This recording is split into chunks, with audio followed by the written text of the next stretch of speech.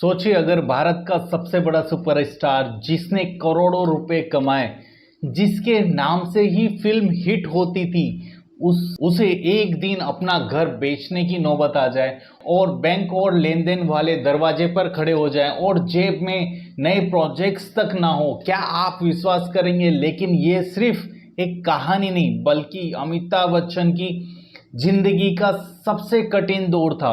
आखिर ऐसा क्या हुआ कि एक सुपरस्टार आर्थिक संकट में फंस गया और फिर उन्होंने ऐसा कमबैक ऐसा किया जिसे आज पूरी दुनिया मिसाल मानती है। आइए जानते हैं सुपरस्टार बनने का सफर। सन 1970 और 1980 के दशक में अमिताभ बच्चन भारतीय सिनेमा के सबसे बड़े सितारे बन चुके थे। जंजीर, दीवार, शोले, डॉन, अमर अकबर एंथोनी जैसी फिल्मों ने उन्हें एंग्री यंग मैन बना दिया। उनकी लोकप्रियता इतनी थी कि निर्माता उनकी तारीख का इंतजार करते थे। उनके पास पैसा, नाम और शोहरत सब कुछ था, लेकिन सफलता का यह दौर हमेशा नहीं रहने वाला था। 1990 के दशक में अमिताभ बच्चन ने सोचा सिर्फ फिल्मों तक क्यों ही सीमित रहे। उन्होंने अपनी कंपनी बनाई, अमिताभ बच्चन कॉरपोरेशन लिमिटेड।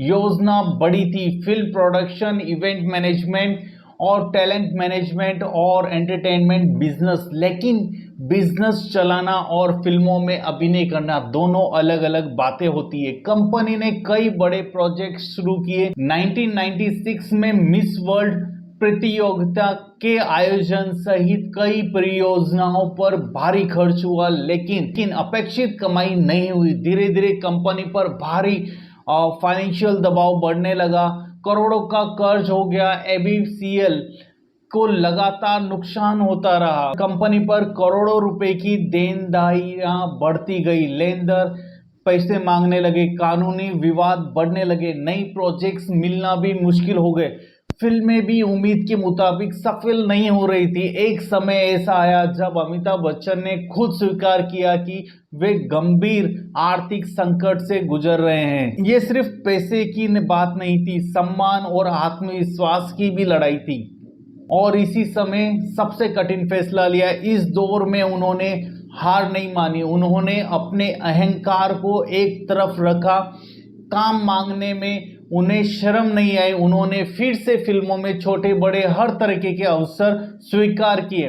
इसी दौर में उनके जीवन में एक ऐसा मौका आया जिससे सब कुछ बदल दिया। साल 2000 टेलीविजन पर एक नया शो आने वाला था, कौन बनेगा करोड़पति। उस समय कई लोगों का मानना था कि फिल्म सुपरस्टार को टीवी पर नहीं आना चाहिए, लेकिन अमिताभ बच्चन ने ये जोखिम उठाया। उनकी आवाज, उनका व्यक्तित्व और दर्शकों से जुड़ने का तरीका केबीसी को घर घर तक ले गया।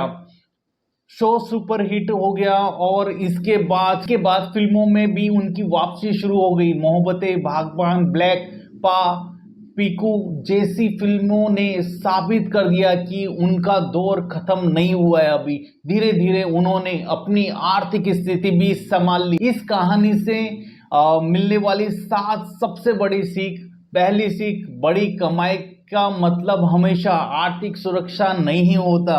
दूसरी सीख, जिस क्षेत्र की पूरी समझ ना हो उसमें बड़ा निवेश करने से पहले जोखिम समझना जरूरी है। तीसरी सीख, कर्ज अगर नियंत्रण से बाहर हो जाए तो सबसे बड़े बड़े लोगों को भी मुश्किल में डाल सकता है। और चौथी सबसे बड़ी सीख, मुश्किल समय में अहंकार छोड़ के नए अवसर की स्वीकार करना ही समझदारी होती है। पांचवी सीख, अपनी सबसे बड़ी ताकत पहचानिए। अमिताभ बच्चन की ताकत उनकी आवाज और अभिनय था।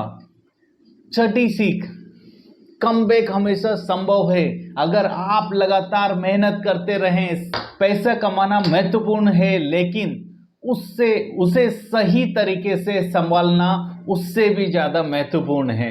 अमिताभ बच्चन की ये कहानी हमें बताती है कि जिंदगी में गिरना असफलता नहीं है, गिरकर उठना छोड़ देना असली असफलता है।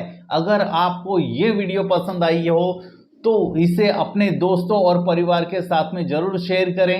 ऐसी ही सच्ची और फाइनेंशियल स्टोरीज और निवेश से जुड़ी आसान जानकारी के लिए हमारे चैनल फाइनेंशियल विंग्स विद देव को सब्सक्राइब करना ना भूलें। मिलते हैं अगली वीडियो में। मैं देव